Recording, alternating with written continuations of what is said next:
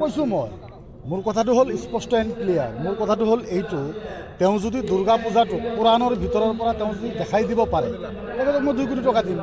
আৰু মই বাৰ বাৰ কৈছোঁ 2 কোটি টকা দিয়াৰ যিহেতু মোৰ আওকাত আছে, দিয়াৰ আওকাতটো মোৰ আছে, তেওঁৰ নাই।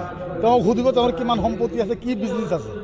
মই যিখিনি জানো আৰু এইটো ভাল তথ্য মই জানো, তেওঁৰ 1 কাঠা মাটি আছে য'ত ঘৰখিনি থাকে। আৰু মোৰ ইনশাল্লাহ আলাই দিলে মোৰ আব্বাৰ যথেষ্টখিনি আছে, যথেষ্ট মানে আপোনালোকে গ'লে সুধিব পাৰিব, বহুতখিনি আছে ইনশাল্লাহ। গতিকে দেৱাৰ আওকাতটো মোৰ যিহেতু আছে, গতিকে অ'পেন চেলেঞ্জ, তেওঁ দুৰ্গা পূজাটো কোৰাণৰ ভিতৰৰ পৰা দেখাই দিব লাগে, তেওঁক 2 কোটি টকা মই দিম।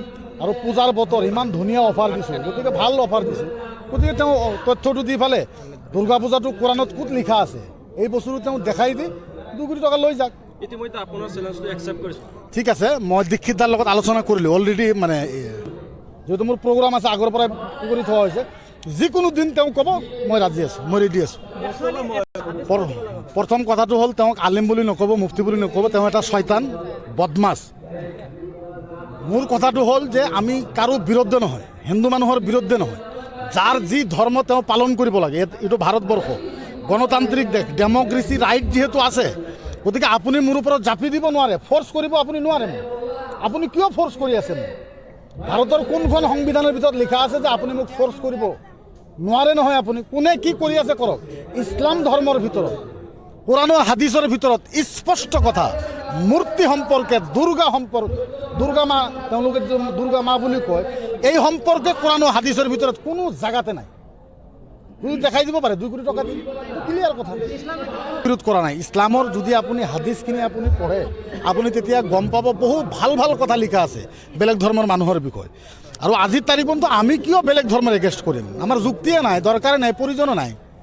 গতিকে তেওঁ যিটো কৰি আছে এইটো কিছুমান মানুহে আচলতে বুজি পোৱা নাই। হিন্দু মুছলমানৰ ভিতৰত তেওঁ এটা সাম্প্ৰদায়িক দাংগা লগোৱাৰ এটা ষড়যন্ত্ৰ তেওঁ চেষ্টা এটা কৰি আছে।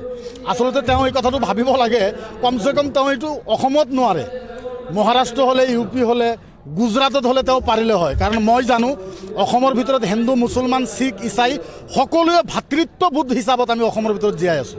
গতিকে অসমৰ ভিতৰত তেওঁ এইটো কোনো কাৰণতে কৰিব নোৱাৰে, আৰু কোনো কাৰণতে সাম্প্ৰদায়িক দাংগাটো আমি লগাব নিদিওঁ, এইটো গেৰাণ্টি। তেওঁক ইছলামৰ পৰা বাইকট কৰা হৈছে অলৰেডি। তেওঁ ইছলামলৈ মাতে মাতিব নোৱাৰে, ইছলামলৈ মাতে মাতিব নোৱাৰে। আৰু ইয়াৰ লগতে মই এটা কথা কৈছোঁ, অসমৰ DGP ডাঙৰীয়াক বিনম্ৰভাৱে মই অনুৰোধ জনাইছোঁ যে আমি কিবা এটা ক'লেতো আপুনি খাপ মাৰি ধৰে। আমাৰ যিখিনি আলেম আছে, কিবা এটা কোৱাৰ লগে লগে তেওঁলোকক এৰেষ্ট কৰা হয়, জেল হাজতলৈ পঠাই দিয়া হয়।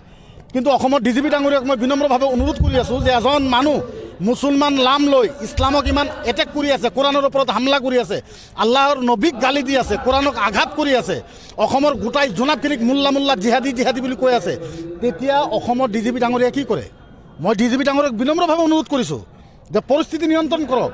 তেওঁ যি ধৰণৰ বক্তব্য আৰম্ভ কৰিছে, অনাগত দিনত কিন্তু ভয়ংকৰ পৰিস্থিতি কিন্তু সেই কামালে সৃষ্টি কৰিব।